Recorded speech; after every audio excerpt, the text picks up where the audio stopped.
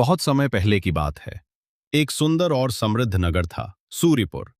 वहां के लोग मेहनती और सरल स्वभाव के थे। उसी नगर में धर्मदास नाम का एक गरीब किसान रहता था। धर्मदास के पास थोड़ी सी जमीन थी। वो दिन रात मेहनत करता, लेकिन उसकी फसल इतनी ही होती कि उसके परिवार का पेट मुश्किल से भर पाता। उसकी पत्नी गौरी और एक छोटा बेटा मोहन था। धर्मदास हमेशा अपने बेटे से कहता, बेटा, जीवन में धन से ज्यादा जरूरी अच्छे कर्म हैं। इंसान जैसा कर्म करता है, एक दिन उसे वैसा ही फल मिलता है। मोहन ध्यान से पिता की बातें सुनता। उसी नगर में धनराज सेठ नाम का एक बहुत बड़ा व्यापारी रहता था।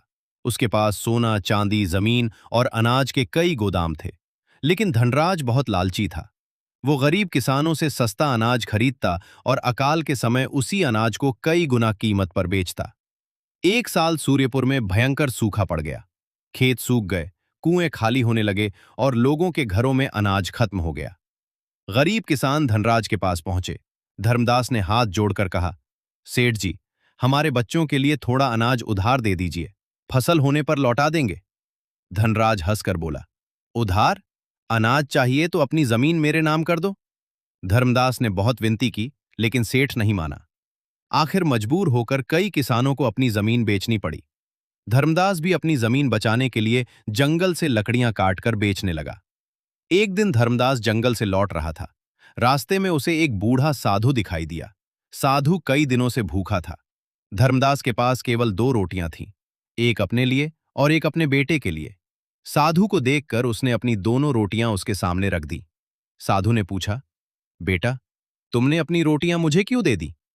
धर्मदास मुस्कुराया और बोला, महाराज, मेरे घर में भूख आज है, लेकिन आपके शरीर में शायद कई दिनों से है। मेरा बेटा आज थोड़ा भूखा सो जाएगा, पर आपकी जान बच सकती है। साधु की आंखों में आंसू आ गए। उन्होंने कहा, बेटा, याद रखना, संसार में कोई कर्म व्यर्थ नहीं जाता। अच्छे कर्म का फल देर से मिलता है, लेकिन मिलता अवश्य है। ये कहकर साधु वहां से चले गए। कुछ महीनों बाद धनराज सेठ एक रात अपने महल में सो रहा था।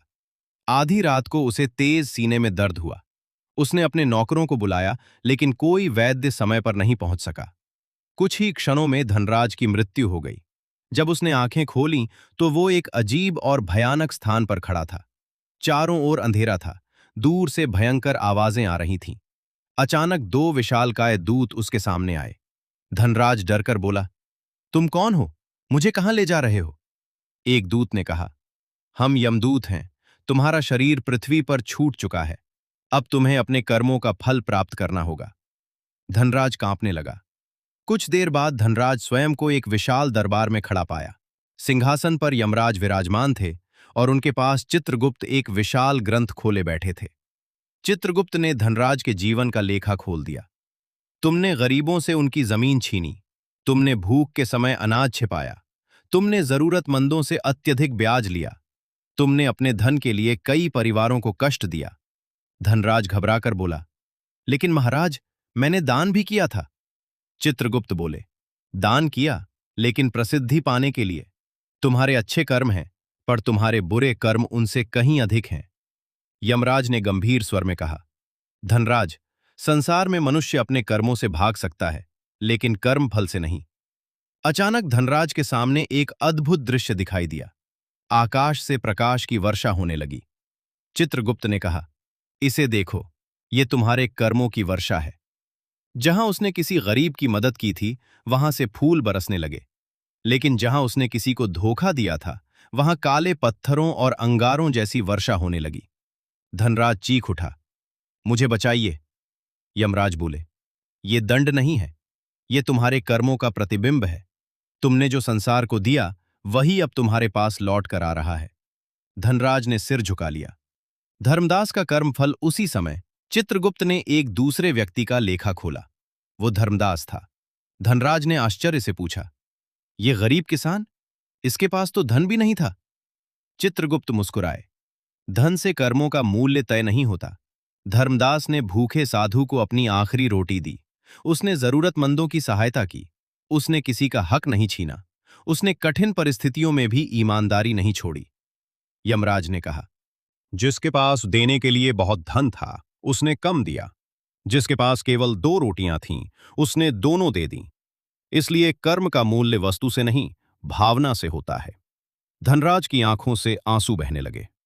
उसे पहली बार समझ आया कि उसने जीवन भर जिस धन को सबसे बड़ा समझा, वो मृत्यु के समय उसके किसी काम नहीं आया। धनराज ने हाथ जोड़कर कहा, महाराज, क्या मुझे एक मौका मिल सकता है? मैं अपनी गलतियां सुधारना चाहता हूं।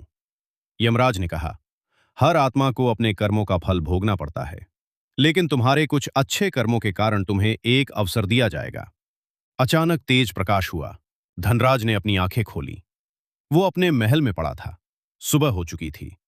उसके नौकर उसे मृत समझकर अंतिम संस्कार की तैयारी कर रहे थे। धनराज अचानक उठ बैठा। सब लोग डर गए। धनराज ने तुरंत अपने गोदाम खुलवाए और गरीबों में अनाज बांटना शुरू कर दिया। जिन किसानों की जमीन उसने छीनी थी, उनकी जमीन वापस कर दी। उसने पुराने कर्ज माफ कर दिए। उसने नगर में कुएं खुदवाए और गरीब बच्चों के लिए विद्यालय बनवाया। लोगों को विश्वास नहीं हो रहा था कि वही लालची धनराज इतना बदल गया है। धर्मदास की खुशहाली कुछ समय बाद बारिश हुई। सूर्यपुर के खेत हरे भरे हो गए। धर्मदास की फसल बहुत अच्छी हुई। एक दिन वही बूढ़ा साधु फिर उसके घर आया। धर्मदास ने उन्हें पहचान लिया। साधु मुस्कुराकर बोले, बेटा, मैंने कहा था ना, अच्छे कर्म कभी व्यर्थ नहीं जाते।